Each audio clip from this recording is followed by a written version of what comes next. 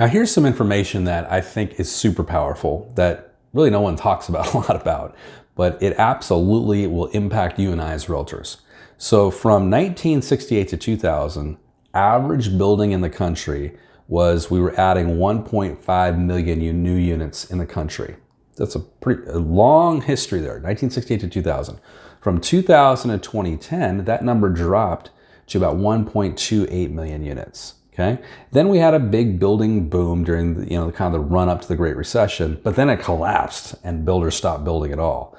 At the end of the day, when you add all those numbers together, what you find and what analysts have found is that we are not building enough homes by a mile, right? And in fact, in order for us to just meet the supply demands of the country, we need to add 5.5 million housing units to our current inventory out there. And if we don't do that, we're going to have perpetual low supply, which leads to higher prices and leads to kind of the market that we've just exited, right?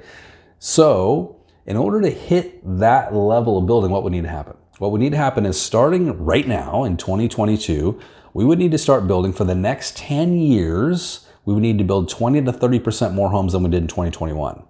Now, do you as a realtor believe in your local market that builders are going to start building 20 to 30% more homes than they did last year at the same time?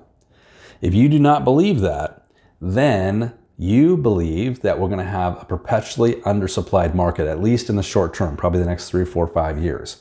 And if you believe that, what you have to assume is that our current market conditions, are not really housing related. We're kind of getting the effects of inflation and supply chain issues, and it's rolling into real estate.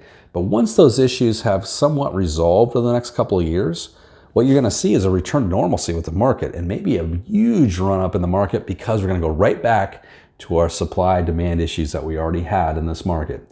So just something to think about, something to chew on, something to understand, and more of it maybe at a little bit of a deeper level. When you're out there talking to people and you just kind of understand this yourself, that our market is very well positioned. Our housing industry is very well positioned for a continuation of home prices rising and demand staying very strong, because we just have limited supply, and that supply is going to be a challenge for quite a while longer. Hope you guys have a great day today. Go out there and crush it. Good selling, and we hope to see you right back here at eRealEstateCoach.com.